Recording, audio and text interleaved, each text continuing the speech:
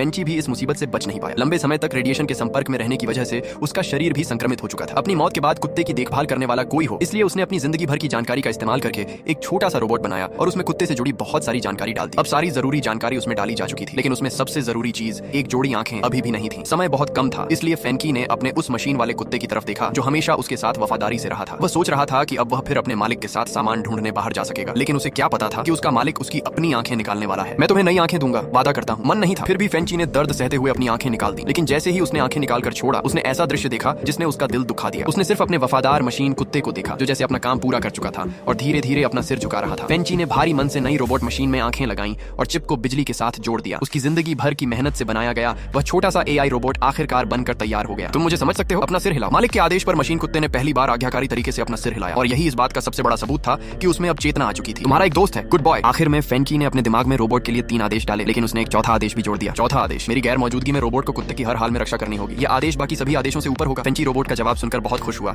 लेकिन तभी रोबोट ने एक अजीब सवाल पूछा। गैर मौजूदगी? फेंची सोच में पड़ गया। उसे समझ नहीं आया कि इसका जवाब कैसे दे। अचानक बेसमेंट की सारी लाइटें बंद हो गई। हे भगवान! फेंची सुरक्षा वाला सूट पहनकर छत पर गया और थोड़ी ही देर में खराब हुए विंडशील्ड फैन को ठीक कर दिया। ओह पीट! लेकिन फेंची को उम्मीद नहीं थी कि जब वह वापस आने वाला था तभी उसने बहुत तेज तूफान देखा। बिजली जोर जोर से चमक रही थी और आसमान से गिर रही थी। उसे समझ आ गया कि फेंकी अब जल्दी बेसमेंट में वापस नहीं आ पाएगा। रोबोट ने डेटा का हिसाब लगाया तो उसे पता चला कि तूफान अगले 24 घंटे के अंदर पहुंच जाएगा। इससे भी बुरी बात यह थी कि यह कम से कम 1 महीने तक चलने वाला था। लेकिन फ्रिज में रखे थोड़े से डिब्बे इतने नहीं थे कि वह और कुत्ता पूरे 1 महीने तक जिंदा रह सके। यह सोचकर फेंकी ने बिना देर किए काफी समय से रखा हुआ पीले आड़ू का डिब्बा खोल दिया। यहाँ बैठकर मरने का इंतजार करने से अच्छा था कि वह किसी दूसरी जगह जाए और जिंदा रहने का कोई रास्ता ढूंढे। इसलिए उसने अपनी मंजिल उस सपनों की जगह को बनाया जहाँ वह जाना तो चाहता था लेकिन कभी जा नहीं पाया था, ज्यूजिन माउंटेन। समय बहुत कम था, फेंची के पास डेटा अपलोड होने का इंतजार करने का समय नहीं था, इसलिए उसने जल्दी से रोबोट के चारों तरफ मशीनें लगाई और उसे चलना सिखाने लगा। थोड़ी ट्रेनिंग के बाद सभी लोग सामान और जरूरी चीजें पैक करने लगे। मालिक को व्यस्त देखकर रोबोट बूवे भी मदद करना चाहता था, लेकिन आंखें न होने की वजह से उसे हर कदम पर काफी परेशानी हो रही थी। तभी फेंकी को एक कोने में पड़ा रिमोट कैमरा मिल गया। उसने अपना वादा निभाते हुए इसी से रोबोट के लिए नई आंखें बना दी। सारा सामान पैक करने के बाद दोनों इंसान और दोनों कुत्ते वहां से निकल पड़े। गाड़ी धीरे धीरे बाहर निकली। वे लोग 10 साल से भी ज्यादा समय तक उस जमीन के नीचे बनी गुफा में रह रहे थे, लेकिन बाहर निकलते ही उनकी आंखों के सामने चारों तरफ पीली रेत थी। पीछे एक काला सफेद तूफान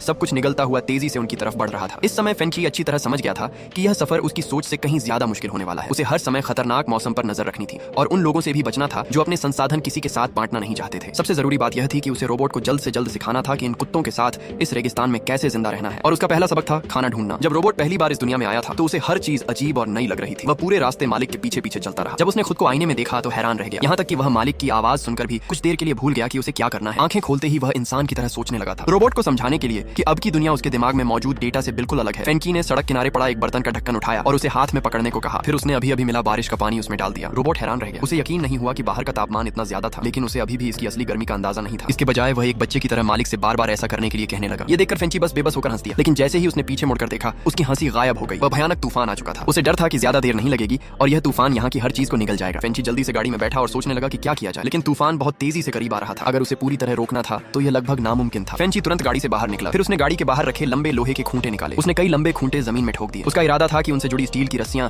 गाड़ी को मजबूती से पकड़े रखें और तूफान उसे उड़ा कर न ले जाए। लेकिन कामयाबी मिलेगी या नहीं, ये पूरी तरह किस्मत पर था। लगातार इतनी मेहनत करने की वजह से बूढ़ा फेंची धीरे धीरे अपनी ताकत खोने लगा। तूफान अब 300 मीटर से भी कम दूर था। रोबोट ने फेंची से जल्दी गाड़ी में वापस जाने को कहा। वह खुद वहीं रुककर स्टील की रस्सियों को और मजबूत करता रहा। फेंची जल्दी से गाड़ी में बैठा और दोनों कुत्तों को उनके घर में बंद कर दिया। फिर उसने गाड़ी का सुरक्षा कवर खोला और सभी शीशों को मोटी लोहे की चादरों से ढक दिया। जब तूफान बिल्कुल पास आ चुका था तभी रोबोट ने आखिरकार सभी स्टील की रस्सियों को मजबूत कर दिया। फिर वह तेजी से गाड़ी की तरफ भागा। उसके अंदर बैठते ही गाड़ी जोर जोर से हिलने लगी। भयानक तूफान के बीच फेंची का पहला लोहे का खूंटा टूट गया। जैसे ही गाड़ी जमीन से ऊपर उठने लगी दूसरा खूंटा भी टूट गया, फिर तीसरा भी टूट गया। अब गाड़ी को रोकने के लिए सिर्फ आखिरी खूंटा बचा था। अगर वह भी टूट जाता और गाड़ी उड़ जाती तो अंदर मौजूद दोनों इंसान और दोनों कुत्तों की जान जाना तय था। लेकिन किस्मत अच्छी थी। अंधेरे के बाद आखिरकार रोशनी दिखाई दी। तूफान गाड़ी से आगे निकल गया और फेंची और उसके साथी आखिरकार इस मुसीबत से सुरक्षित बच गए। जमीन पर पड़े टूटे हुए खूंटों को देखकर फेंची समझ गया कि इस बार उनका बचना सिर्फ किस्मत की वजह से हुआ था।